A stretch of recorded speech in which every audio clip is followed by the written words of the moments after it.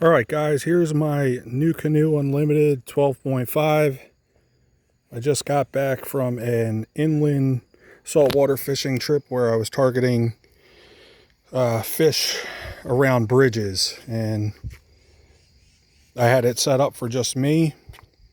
But tomorrow I'm taking my son crabbing, and I want to show you what I do with the seating, because I run the boondox landing gear, and that kind of makes it a pain for seat placement, especially when you want to run tandem.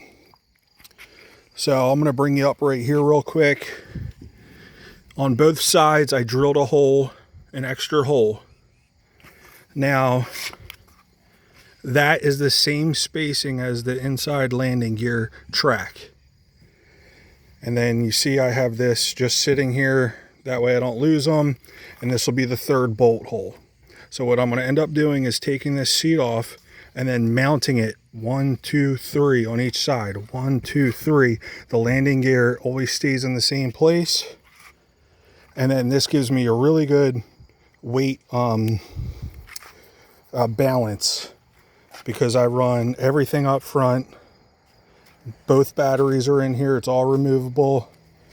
And the XI3. So my son, with all the weight, it's really balanced when it's spread out like that, and then it's really balanced when I bring the boat in, or the seat forward, when I'm fishing by myself or crabbing. All right. Another day I'll go over what I did here to make the PVC rod holders. You see this union here? This will be when I run a trot line for crabbing.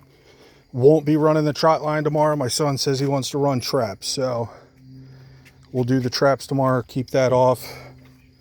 But yeah, we'll get into it here. I also want to point out that the landing gear does not interfere with the paddle holder, so everything works good there, and it'll stow and still be fine out of the way. So for starters, I'm going to get the oar out of the way. I always recommend leashing your oar. I actually had mine go into the water twice today. While you're up fishing against bridges, it could bump into something and not get knocked off pretty easily. And you don't want to lose it. Not that I use it that much, but it's there if I need it. Okay, so I'm going to start. I actually got this quick release, which I highly recommend for you guys. Just pop that sucker off.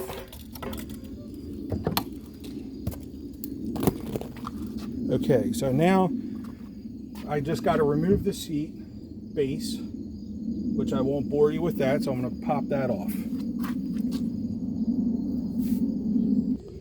Alright, so the seat base has been removed. All four bolts, T-bolts with the nuts have been removed. Put them away for another day when I want to run solo.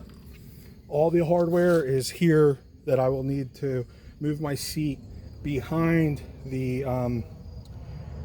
boondox landing gear. Again, you're not moving your boondox landing gear. It stays in position all the time. You're just going to remove these nuts here on the inside base for the seat.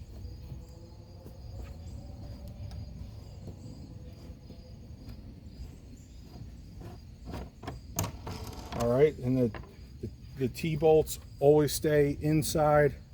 Don't have to worry about them. I keep these ones here when I'm running solo, that way I don't lose them, because I would. So I just they're out of the way, they don't bother me. So I'm not going to bore you. I'm going to remove everything real quick, and then I'll install the seat base.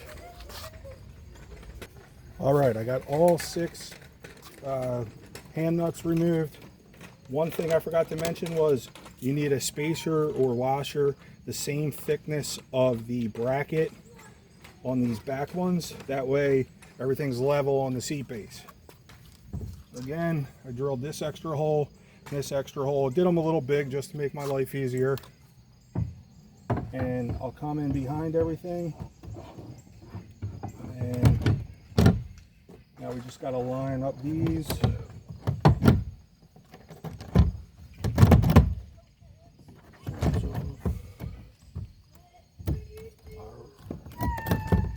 All right, so now it's all lined up. I'll put the 6 hand screws back on.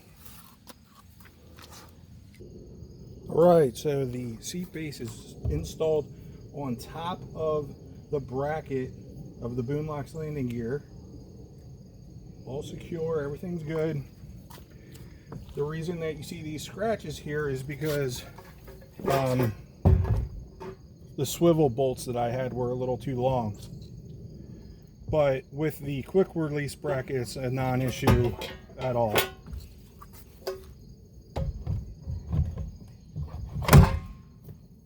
All right. So now my seat's in. The boondox landing gear is not in my way. It doesn't impede me at all. The rods will be off of here, so they won't interfere with me. I could put like a cooler back here and even a bushel basket. And then up forward, I have my, I have to install the buddy seat. I have run this. I have a seat, like another 360 seat, but it's just, my kid moves around too much and he's a maniac. And he likes to face forward and backwards and flip around and jump and all that crazy shit. So I just find this one easier. He never complains about comfort, so I ain't fixing it until he starts complaining. I ain't switching. Plus it's high, I can see over him, which helps. And then I got the motor and the batteries and all that shit up there too in the pod. I'll install the seat. I only run 2 of the bolts, 2 of the T-bolts, just because it doesn't matter that much in my opinion. And yeah, I'm gonna get them installed real quick. All right guys, so this is going to do it. Got the buddy seat installed with plenty of room for the pod and the motor. We have a lot of room between us to put the traps and a bushel basket if needed. And out back I'll have a little cooler for us, and maybe another bucket or bushel basket.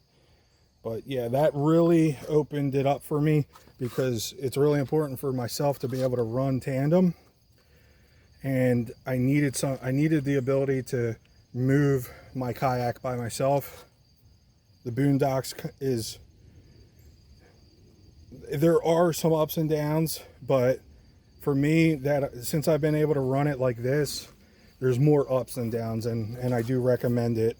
It's not perfect, you know, it's not balanced perfectly, but I can move my kayak. I usually move it without the motor and everything anyway, because there's no real way to hold on to it to do it up there. But yeah, at the end of the day, I can easily swap between the two.